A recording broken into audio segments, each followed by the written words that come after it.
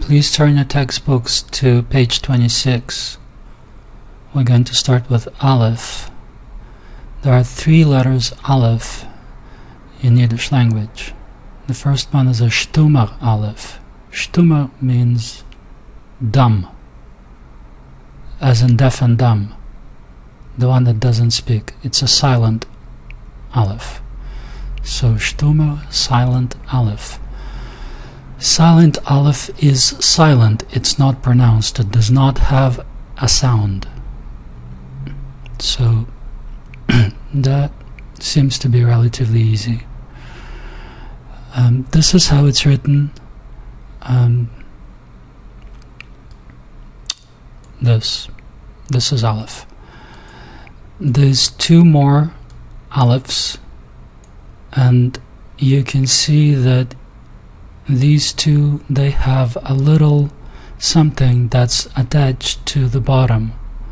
That little something is called a pasach, which is more like a dash, and a kometz, which is more like a little triangle.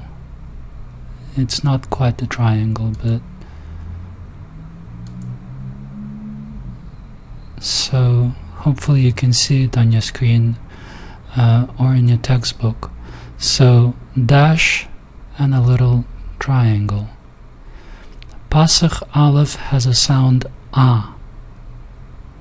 So this letter, Aleph, with a little dash, which is called Pasach in Yiddish, and Patach in Hebrew, but we're not learning Hebrew here, has a sound A. Kometz Aleph is again this Aleph with a little dash, and then there's a vertical dash. So it looks like a triangle. It's not actually a triangle. It's more like 2 dashes that form a triangle type. It forms 3 angles, but it's not a triangle. It's like one, and then there's a little dash. So it has a sound O.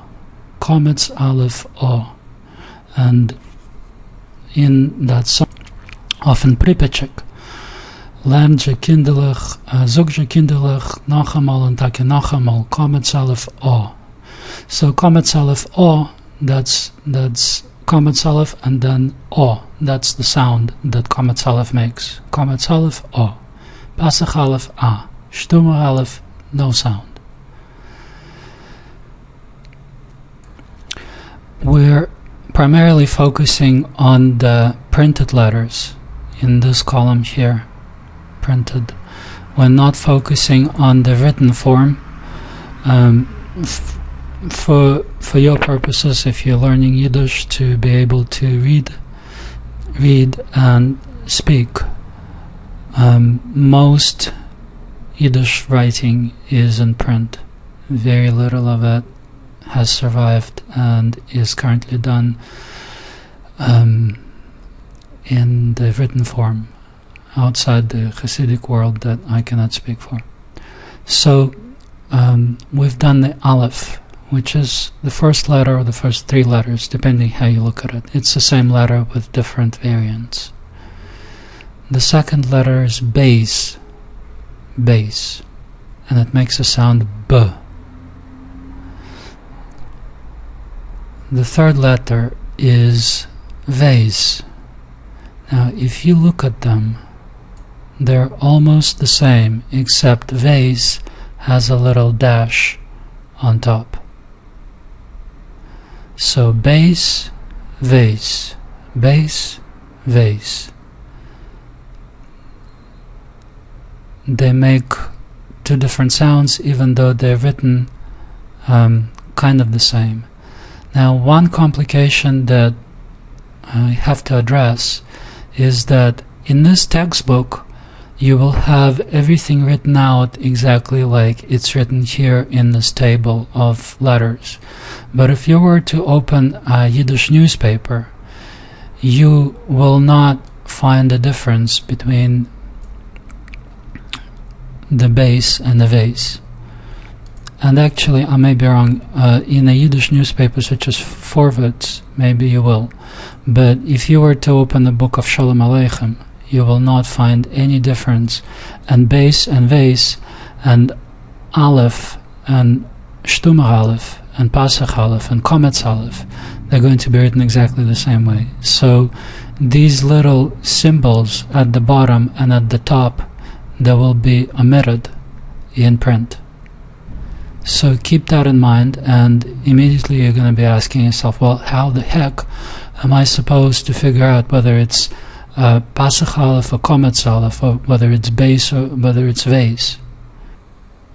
So the answer to that question is you just don't know whether it's a Pasach Aleph or a Kometz Aleph. You don't know whether it's a Base or a Vase unless you actually know the word. With Yiddish, you have to know the word before you can pronounce it. So if you don't know the word and you're reading a text that is unknown to you and it has a lot of new words, you are going to be making a lot of mistakes, and it's pretty much a guessing exercise for you because you just don't know what you're saying.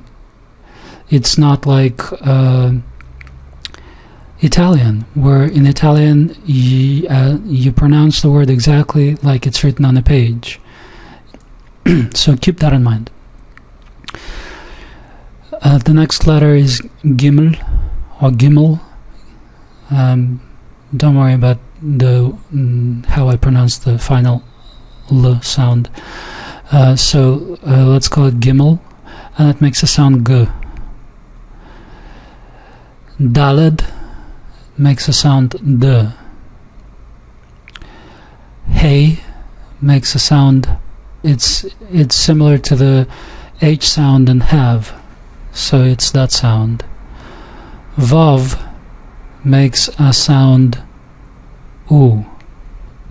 So let's do this again. Gimmel, Daled, Hey. Gimmel, Daled, Hey. Now take a look at the way Gimmel is written. You may find it a little bit close to Base if you're not looking at it, paying attention. Well, Base has this part, the top horizontal part is a little longer, right? And here the bottom part, it sticks out a little bit, like a shoe. And here it sticks out, but it's flat. And here there's like it's a little rounded. So pay attention, these are not the same letters, they're different. Gimmel, Daled. So Daled, see the way it's written, it's a straight line, and then it curls up here at this end, and it curls up here at this end, and it protrudes a little bit. So pay attention. Hey, it's written with a straight line, a flat line that curls up here a little bit, and then this line is at a tiny little angle, and you see how it narrows at the very top. It almost touches it, and in your book it looks like it does touch it, but it almost does, but it doesn't. It becomes very, very narrow there, and it's not the same width throughout, so pay attention to that, the way it's written. Vav, that makes a sound U, is written like this. There's a little a fat point at the top, and it's kind of at an angle pointing left, and then it goes down. The letter has a name Vav, and it makes a sound U. Does that make sense? We saw Pasach Aleph, A, Kometz Aleph, O. So Pasach is A, Pasach, Kometz is O, Ko, Kometz, Base, Vase, Gimmel, Daled, Hey, they all make corresponding sounds, and here you have Vav that makes a sound U. That's not right. Okay, so we have some notes here on the right hand side that says Melupen Vav, which is a Vav with a little dot in the middle on the left hand side, always makes a sound U. But if you put two of these Vaven, ein Vav, one Vav, zwei Vaven, two Vaven. So Vaven is the plural of the word Vav. They make a sound V. V. Right? Zwei Vaven make a sound V. And then the last one is a diphthong that makes a sound Oi. And let's leave it out for the next few minutes. We'll cover it very, very shortly. So for now, we're just not gonna talk about this one, the Vav Yud, because we haven't done the letter Yud yet. The next letter is Zayin. Zayin. And take a look at how Zayin makes a sound Z. Take a look at how Zayin is written. It's close to Vav, right?